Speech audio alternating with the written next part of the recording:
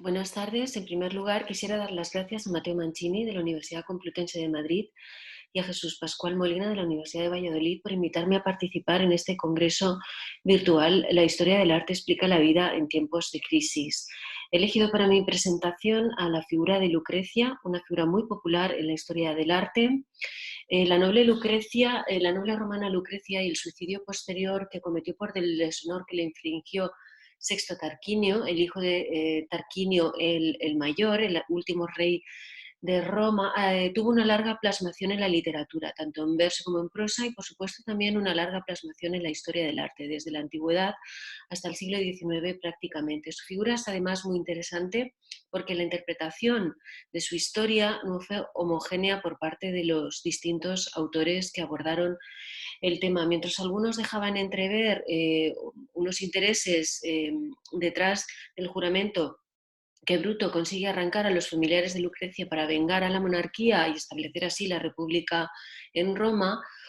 otros incluso llegaban a dudar de su fama de castidad, pero sin duda fue un ejemplo para muchas mujeres a lo largo del tiempo de castidad dentro del matrimonio. El episodio de Lucrecia fue narrado por diversos autores clásicos, especialmente por Tito Livio y por Dioniso de Halicarnaso, también por supuesto por Ovidio, por Plutarco y por otros autores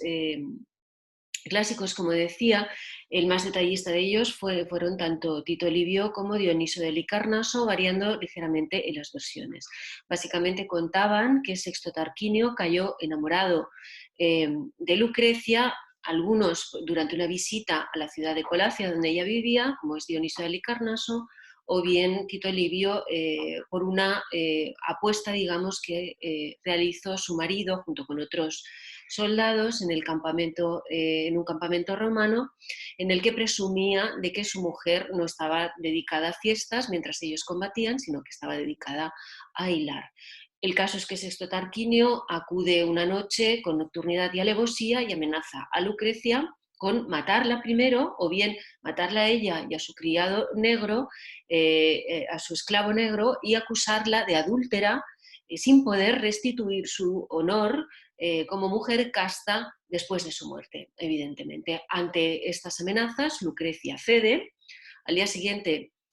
confiesa lo que ha sucedido a sus familiares. Entre ellos está presente Bruto, que es quien arranca ese juramento, tanto primero de los familiares como luego exponiendo el cuerpo de Lucrecia en el foro romano, de que van a vengar a una monarquía en tiempos de crisis y bastante injusta, y que por lo tanto van a conseguirán acabar con la monarquía y establecer la república en Roma. Esta historia pasó al mundo antiguo, a la Edad Media, donde, como también decía, tuvo una interpretación variable. Incluso algunos autores, como San Agustín, pusieron en duda la castidad de Lucrecia y la acusaban en realidad de ser mera apariencia, pero también a otros repertorios de ejemplos de mujeres ilustres, como evidentemente los de Christine de Pizan, La ciudad de las damas, otros muchos repertorios españoles. La historia llegó al Renacimiento y aquí tenemos, por ejemplo, una de las representaciones de los dichos y hechos memorables de Valerio Máximo medieval. Como decía, la historia llegó al Renacimiento, donde Lucrecia fue considerada una de las 9 heroínas, ejemplo de la castidad para las mujeres. Y por supuesto tuvo una amplia representación en la historia del arte. Miguel Ángel Elvira Barba desveló los 4 temas principales que giraron en torno a la historia de Lucrecia. Por un lado, el ataque de Tarquinio. Por otro, la desesperación de la mujer ante lo que había sucedido con ella, el suicidio en sí o el acto previo al suicidio, que será el más popular y sin duda con las representaciones más erotizadas, como veremos, y finalmente la historia en la que se demuestra cómo lo acontecido con Lucrecia sirve para acabar con la monarquía y establecer la República Romana. Vamos a pasar a este último tema, el fin de la monarquía, para el cual contamos con diversas representaciones. Esta muy temprana de Filippino Lippi, que va a establecer el modelo para que Sandro Botticelli realice su tabla posteriormente, donde vemos cómo la historia se ha narrado en diversas escenas y vemos alusiones a lo que tanto esa tabla como la de Botticelli querrán representar, que será el fin del gobierno de los Medici y el restablecimiento de la República florentina. Aquí vemos también la versión de Sandro Botticelli, mucho más detallada, mucho más rica en colorido, por supuesto, en estas magníficas arquitecturas clásicas, donde podemos ver también la escena del ataque de Tarquinio, la escena en la que sus familiares descubren el suicidio de Lucrecia y la exposición de su cuerpo en el foro con el juramento de los ciudadanos romanos. Detalles, algunos de ellos, que aluden también a esa presencia de la escultura de David o a la representación de Judith con la cabeza de Holofernes, a la libertad de la República Florentina. Este otro, del maestro de Marradi, que sin embargo recoge la versión de Dioniso de Halicarnaso, puesto que en realidad muestra la cena o el recibimiento que Lucrecia hace a Sexto Tarquinio y cómo él cae prendidamente enamorado de ella, así como la exposición de nuevo del cuerpo y el fin de la monarquía de Roma. O esta otra de George Preu el Viejo, que hacía pareja con la historia de Clelia, que perteneció al duque de Baviera, Guillermo IV, ambas tablas, y que ambas mostraban a dos ilustres romanas famosas por su virtud. También una tabla llena de detalles en los que no podemos detenernos, pero por ejemplo en la exposición de nuevo del cuerpo de Lucrecia en el foro y el juramento de Bruto. La historia también tuvo una amplia, fue también una representación bastante apreciada en el neoclasicismo y en la pintura académica por los valores republicanos que presentaban. Y una muestra de ello este es magnífico lienzo, uno de los mejores de su carrera, de Eduardo Rosales, donde nos muestra precisamente a Lucrecia en el interior de su casa, después de haber confesado lo que había sucedido a su familia, una vez ya fallecida, y el puñal que Bruto ha sacado de su cuerpo para que sus familiares puedan realizar ese juramento.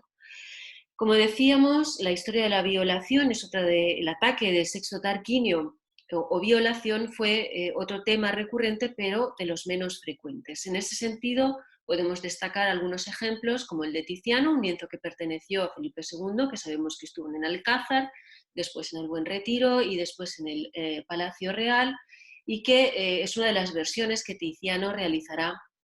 del tema, ¿no? Esta es de 1568-1571, con la característica riqueza colorística de Tiziano y sobre todo esa magnífica diagonal con la que compone, con la que realiza toda la composición, la presencia del esclavo como parte de la amenaza de Sexto Tarquinio y sobre todo recogiendo también el tema que había narrado Ovidio en sus, bueno, que había versado Ovidio en sus fastos, donde se recrea más en la belleza de Lucrecia, en su cabello rubio, en su magnífica piel, en su virtud, en su castidad, que es lo que realmente despierta el enamoramiento de Sexto Tarquinio. O esta otra versión de Tintoretto, también muy compleja en la composición por esos magníficos escorzos tan complicados, por la desnudez, la belleza de los cuerpos desnudos y sobre todo también por la alusión de nuevo a la libertad con la estatua caída, esa estatua de la cama de Lucrecia que ha caído durante el ataque. Está mucho más suavizada de Lucas Giordano, más tardía, donde Lucrecia rechaza evidentemente los deseos de Tarquinio, mientras este parece bastante menos amenazante. Sin la espada, evidentemente, pero la presencia del esclavo que había servido como amenaza para Lucrecia. Sin duda, como decíamos, el tema más popular fue el del suicidio. En este caso, el suicidio podía ser ejemplar cuando aparecía Lucrecia junto a su marido o bien a su padre, como en este otro ejemplo de Tiziano, donde vemos las características que veremos a continuación de las imágenes de Lucrecia suicidándose en un entorno oscuro, negro, habitualmente en soledad, aunque en este caso acompañado con su marido, mostrando toda la belleza de su cuerpo y alzando la mirada hacia el cielo, una mirada llorosa, y que sin duda recuerda a la representación de las santas postridentinas, un poco para establecer un parangón entre la gloria de la virtud de Lucrecia que ha pasado a la historia con esa gloria de las santas postridentinas. O este otro de Claude Vignon, un artista francés que trabajará para la corte y que se había formado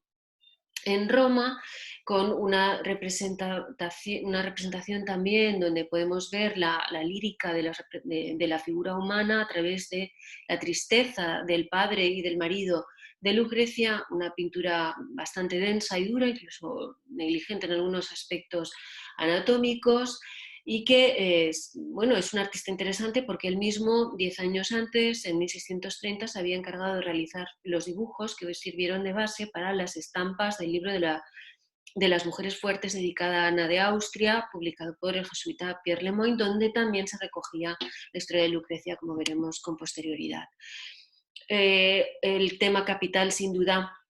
fue el de la Lucrecia desnuda, que básicamente servía para mostrar los cuerpos de Venus, es decir, en realidad era el modelo de representación de esta Lucrecia suicidándose totalmente erotizada, es una violencia erotizada, es el modelo de las Venus, y que fue una representación muy habitual en la zona germana y en la zona de los Países Bajos, ¿no? Y donde contamos con ejemplos que parten del dibujo de Rafael, que sirvió de base para la estampa de Marcantonio Raimondi, donde nos presenta una Lucrecia monumental, de gusto clasicista, con los brazos abiertos como si fuera un Cristo crucificado en el acto previo a clavarse el puñal, y también con una diferencia en la representación de una determinación más tranquila y una desesperación más evidente en el primero y más desesperante en el segundo. Y que sirvió de base para las Lucrecias, bien en pie, bien de busto o sentadas, que mostraban su cuerpo desnudo o prácticamente desnudo, apenas cubierto eh, por alguna veladura, como esta Lucrecia del maestro del papagayo, que sabemos que perteneció a la reina española Isabel de Farnesio y que estuvo en la granja de San Ildefonso, donde podemos ver también esa belleza de ese erotismo del rostro doloroso, en realidad, que nos muestra esta magnífica tabla. O bien esta otra de Francesco Francia, un orfebre que también ejerció como pintor, donde lo que vemos es la delicadeza, el detallismo y la representación, y unos fondos que aparecen campestres, tranquilos, que contrastan precisamente con el drama que Lucrecia está viviendo ante pues no poder soportar la pena de haber sido violada y de haber cedido a la violación bajo amenazas, ¿no? Que es uno de los puntos clave también de la interpretación del tema de Lucrecia. Es decir, ella acaba suicidándose para limpiar su honor y para limpiar el honor de su familia, y para no servir de ejemplo para ninguna mujer deshonesta o que hubiese sufrido una violación y hubiese vivido, digamos, con ese estigma. El gran ejemplo de las Lucrecias en pie y desnudas lo establecerá Alberto Durero, y que seguirán otros autores alemanes del periodo en esta tabla de 1518, donde podemos ver a ese magnífico cuerpo serpentinato de Lucrecia,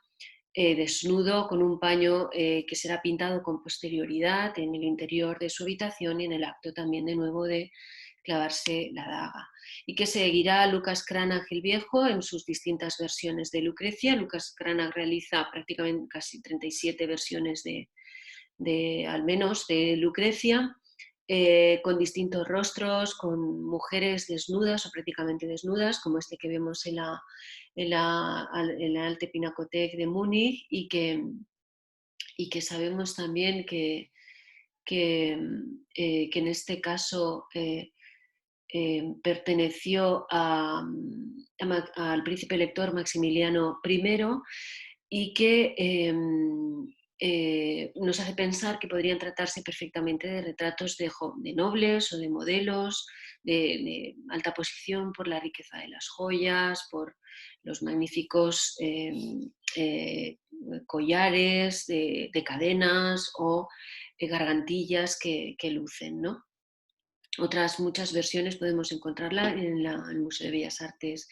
de Bilbao, un lienzo que sabemos que perteneció al Marqués de Rafal, que lo trajo a España.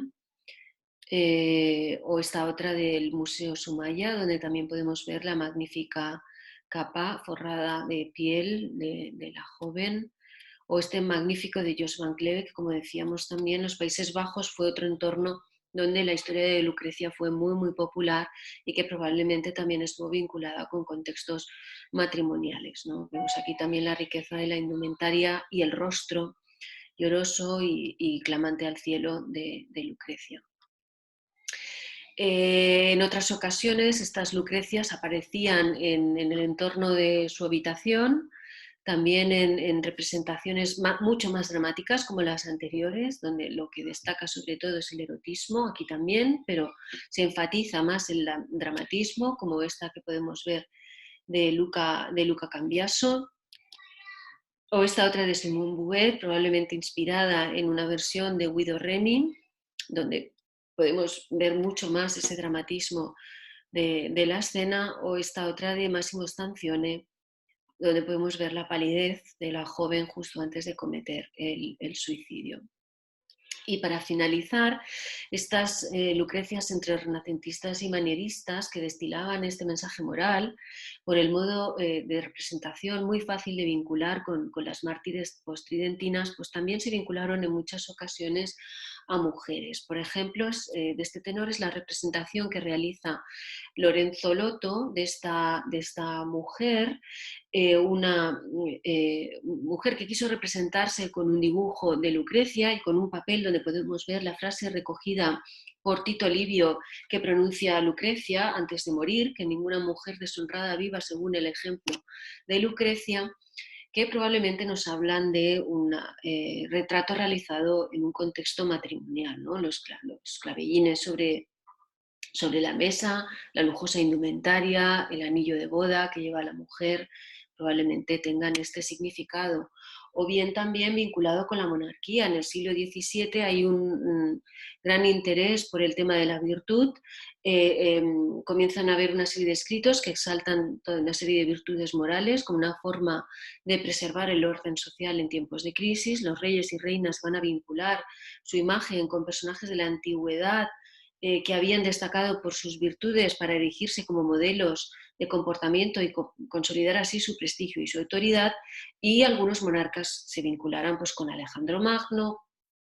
con Lucrecia o con otros muchos personajes, ¿no?